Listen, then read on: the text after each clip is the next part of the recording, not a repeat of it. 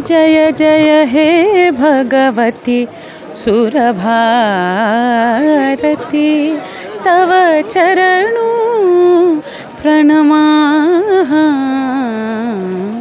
সঙ্গে ইমন রয়েছে। ইমন 2024 তো ইমনময়, 25ও ইমনময়ই হয়ে রয়েছে এই মুহূর্তে, এখন অব্দি শুরুর দিকে সেটাই আমরা যা ফিল পাচ্ছি। কারণ পুতুল হই হই করে চারিদিকে যে হারে খবর তৈরি করছে, সেন্সেশন তৈরি হচ্ছে, তুই চর্চার একেবারে শীর্ষে এই মুহূর্তে দাঁড়িয়ে কীভাবে দেখছিস বল? না, আমি ওইভাবে শীর্ষে বা মাঝখানে বা নিচে ওইভাবে দেখি না। এটা একটা এভরিডে প্রসেস এবং নিজের ক্রাফটকে, নিজের কাজকে যদি কেউ ভালো করে করেন সে আলোচনায় থাকেন। আমি মনে হয় যে আমি যতটুকু পারি, যেটা আমাকে ভগবান দিয়ে পাঠিয়েছেন, সেটাকে রোজ নারিশ করা, সেটাকে রোজ নার্চার করা, সেটাই একজন শিল্পীর কাজ। আমি আমার দর্শকদের ভালোবাসায়, আমার বাবা মার আশীর্বাদে, আমার ফ্যামিলির সকলের ভালোবাসায় সেইটুকুই করে চলেছি। আর আজকে যেহেতু সরস্বতী পুজো উপলক্ষে স্পেশাল এপিসোড, তো একেবারে হলুদ কম্বিনেশনে তুই সেজে রয়েছিস। একটু সরস্বতী পুজোর যদি আমি পুরোনো স্মৃতিতে ফিরি, প্রেম সরস্বতী পুজোর কোনোদিন কোত্থেকে ধরা পড়েছি? ধরা পড়িনি কিন্তু প্রচুর করেছি। তাহলে তুই তখন থেকেই খেলোয়াড় বল। ও সবসময় সব হাবিজাবি প্রশ্ন করে। প্রেম কে করেনি? সরস্বতী পুজোয় প্রেম আপনারাও করেছেন, আমিও করেছি, ও তো এখনো করে। ও সবসময় করে। ও কিন্তু ভীষণ প্রেমিক মানুষ। আমি আগে থেকেই বলছি, কারোর যদি কোনো ওকে প্রেম প্রস্তাব করতে হয় আমায় ডিএম করবেন। ও আমার খুব প্রিয় বন্ধু, আমি আপনাদের সাথে যোগাযোগ করি। ছোট রকম করিস না। আচ্ছা, সরস্বতী পুজোয় এক্স্যাক্টলি কুল খাওয়াটা একটা রীতিনীতি, কিন্তু সেটার পিছনে একটা ইতিহাস থাকে। জেনারেলি খাওয়া হয় না, খেলে পরেই হয় কাশি হয়, ফেল করে যাবে। এখনো সেগুলো মানিস? ভীষণ মানি। সরস্বতী পুজোর আগে কুল খাবো না, কিন্তু সরস্বতী পুজো হয়ে গেলে কুলের আচার, কাঁচা কুল মাখা, বিট নুন দিয়ে, একটু ওপরে লঙ্কার গুঁড়ো দিয়ে, ওই কুল খেতে কে না ভালোবাসে? কোন বাঙালি না ভালোবাসে বল? তুইও তো নিশ্চয়ই বাসিস না? আই লাভ কুলের আচার। কুলের আচার বলে একটা সিনেমা আছে, ওই সিনেমায় আমার একটা গানও আছে, ওটা শুনে নেবে। বেশ, একদম শেষে একটুখানি যদি সুরে যদি কিছু আমাদের দর্শকদের। জয় জয় হে ভগবতী সুরভারতি তব চরণো প্রণমাহ। আমার গুরু শ্রীমতী স্বাগতা লক্ষ্মী দাশগুপ্তর এই স্তোত্র ওনার কণ্ঠে আমরা শুনেছি। এই গানের মাধ্যমে আমার মা সরস্বতী, আমার মা এবং আমার গুরু শ্রীমতী স্বাগতা লক্ষ্মী দাশগুপ্তকে প্রণাম জানালাম। मुझे वसंत पंचमी में ना मेरे गुरुजी के पास जाता था मैं। मेरे बहुत सारे गुरुजी थे, तो मैं सबको प्रणाम करने के लिए, उनकी दुआ, उनका आशीर्वाद लेने के लिए जाता था बचपन में। और हम लोग ना स्कूल से मैं जब आता था, मुझे याद है, तो मैं स्कूल से सबसे पहले अपने गुरुजी के पास जाता था और उसके बाद फिर घर जाता था। मेरा बैग भी मेरे पास होता था, तो ये मुझे बहुत याद आ रहा है आज। और जैसे यहाँ पे वसंत पंचमी नहीं, हम लोग सरस्वती पूजा और इस दिन सारे बंगालीज कहते हैं कि ये आज वैलेंटाइंस डे है, यानी प्रेम का दिवस है। तो क्या आपको कैसा लगता है, क्या महसूस होता है? इससे पहले आपको पता था कि सरस्वती पूजा ऐसी धूमधाम से होती है यहाँ? नहीं, मुझे पता है, क्योंकि बॉम्बे में भी मनाते हैं सरस्वती पूजा। और कोई भी म्यूजिशियन ऐसा नहीं कि जो सरस्वती पूजा ना सेलिब्रेट करता हो, तो वैसे उसी तरह हम भी सेलिब्रेट करते हैं। एंड ऑफकोर्स इनको खुश रखेंगे तो हमारे पास रहेंगी, अगर इनको खुश नहीं रखेंगे तो हम हमारे पास नहीं रहेंगी। वो खाना अच्छा लगता है सरस्वती पूजा दिन? खिचड़ी, लाबरा, ये सब चीज़ें आपने ट्राई की? वो तो मैंने कभी ट्राई नहीं किया है। अच्छा। लेकिन ऑफ कोर्स मैं ट्राई करना चाहूँगा। एंड कुछ माहौल बना हुआ है यहाँ पे। আজকে আমরা ডুবে আছি বসন্ত উৎসবের ফ্লেভারে। সবাই হলুদ চলুদ পরে এসছে এবং আমরা একটা এপিসোড শ্যুট করছি, যেটা বসন্ত পঞ্চমীর মানে সরস্বতী পুজোর এপিসোড, এবং সাথে আমরা উস্তাদ জাকির হোসেন খান সাহেবকে একটা ট্রিবিউট দিচ্ছি। ভীষণ ভালো লাগছে, চতুর্দিকটা খুব ব্রাইট আর খুব সুন্দর সুন্দর গান হচ্ছে। আমরা ভীষণ একটা শীতের আমেজ সব মিলিয়ে খুব ভালো। সরস্বতী পুজো মানে তো ছোটোবেলা স্কুলে খিচুড়ি খাওয়া, সরস্বতী পুজোর আগের দিন স্কুল পরিষ্কার করা, পুজোর জায়গায় আলপনা দেওয়া, আঁকা কম্পিটিশন, এইগুলো সব সরস্বতী পুজো মানে। এইটা সরস্বতী পুজো মানে নারকেলি কুল, এইগুলোই সরস্বতী পুজোর আমেজটা আমার মনে হয় ছোটরা সবচেয়ে বেশি ফিল করে।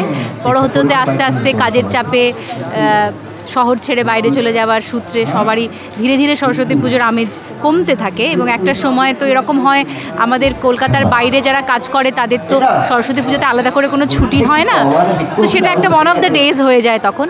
কিন্তু সরস্বতী পুজোর মতন আনন্দের দিন, যেদিন পড়াশুনো করতে হবে না, গান বাজনা করতে হবে না, কিচ্ছু করতে হবে না, শুধু ঘুরে বেড়াও, খাও এবং বন্ধুদের সাথে আড্ডা দাও, এরকম একটা দিন বসন্তকাল এরকম একটা দিন ডিজার্ভ করে।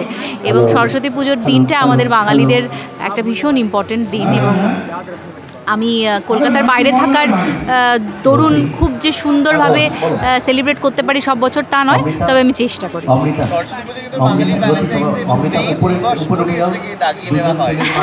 সেটা দাগানো হয়, কিন্তু আমার মনে হয় বসন্ত উৎসব বা বসন্তকালের আগমনকে সেলিব্রেট করাটা বসন্ত পঞ্চমীর একটা অন্যতম মানে কারক আর কি। এবং আমার মনে হয় বসন্তকাল মানেই তো প্রেম, এবং তার সঙ্গে আলাদা করে ভ্যালেন্টাইন্স ডে না জুড়ে দিলেও ওটা প্রেম।